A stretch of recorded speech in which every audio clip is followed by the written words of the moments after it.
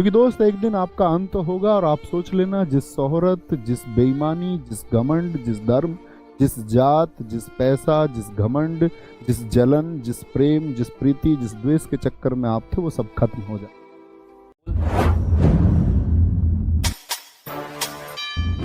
और मैं ऐसे कहता हूँ इसलिए बात के लिए नहीं कहता कि ये कोई महानता है।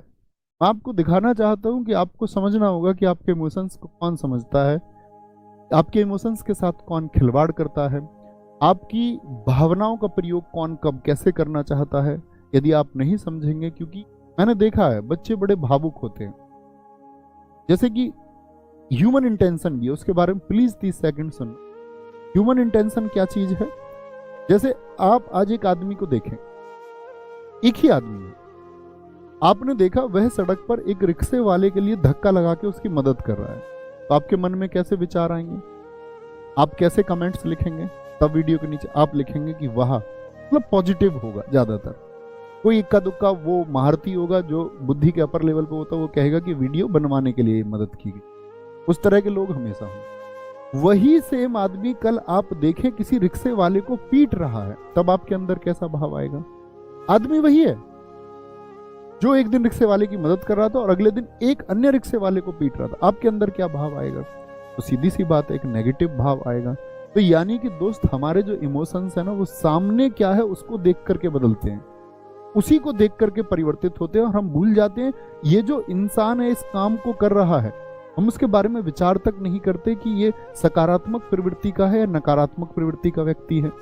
भाई व्यक्ति तो वही था जिसने एक दिन मदद की और एक दिन क्या किया, आपका एक दिन रिक्शे वाले को पीटा भी।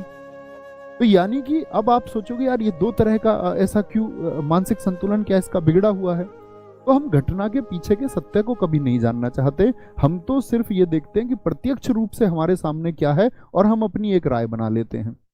मैंने आपसे पहले भी कहा था, जो पुराने छात्र होंगे, मैंने आप लोगों से पहले भी कहा कि मुझे इस संसार में डर, भय, मृत्यु आदि किसी भी चीज का मेरे अंदर कोई भय नहीं है। कौन मेरे बारे में गलत सोचेगा, सही सोचेगा, उसका कोई भय मुझे नहीं है। मुझे किसी प्रकार के रिश्ते बहुत ज्यादा नहीं बनाने हैं कि मैं बहुत सारे रिश्ते बनाऊं कि मेरे संबंध खराब हो जाएंगे। कुछ एजुकेशन के बारे में कि लोग कुछ गलत तरीके से क्या प्रयोग करें उसके बारे में कहने से मुझे कोई गुरेज नहीं है, क्योंकि मैं ये जानता हूं कि मैं उस तरह के कृत्यों में शामिल नहीं हूं। तो मैं स्पष्टता से कह सकता हूँ, जैसे लोग कहते हैं भैया हाइप क्रिएट करो, वहां जाओ। अब मैं नाम भी नहीं लूंगा कुछ प्लेटफॉर्म्स के, कह रहे कि वहां वहां जाओ। मेरे पास आज से 1 साल पहले से मेल पड़े हुए हैं स्थानों के। मेरा काम वो नहीं है भाई। देखो मैं जो करता हूँ आपके सामने मैं पढ़ा रहा हूँ, जो बात मुझे करनी है मैं आपसे स्पष्ट तरीके से कर सकता हूँ, क्योंकि मैं ये मानता हूँ कि ये मेरी फैमिली है, भाई बहन है। मैं अपने घर की चीजें आप सब लोगों के सामने पुट कर देता हूँ, जो कुछ है मम्मी पापा घर भाई बहन वो मैं सब दिखा देता हूँ। ऐसा कुछ छुपा हुआ नहीं है, सब कुछ स्पष्ट है। कुछ भी है प्लस होता है, मैं कुछ लूंगा या कुछ आपका खरीदूंगा भी, कुछ बेचूंगा, तो वो मैं सोचता हूँ कि आप लोगों को पता होना चाहिए। उतनी चीजें मैं भर कर देता हूँ, मेरे लिए वो काफी है। क्योंकि दोस्त एक दिन आपका अंत होगा और आप सोच लेना, जिस शोहरत, जिस बेईमानी, जिस घमंड, जिस धर्म, जिस जात, जिस पैसा, जिस घमंड, जिस जलन, जिस प्रेम, जिस प्रीति, जिस द्वेष के चक्कर में आप थे, वो सब खत्म हो जाए।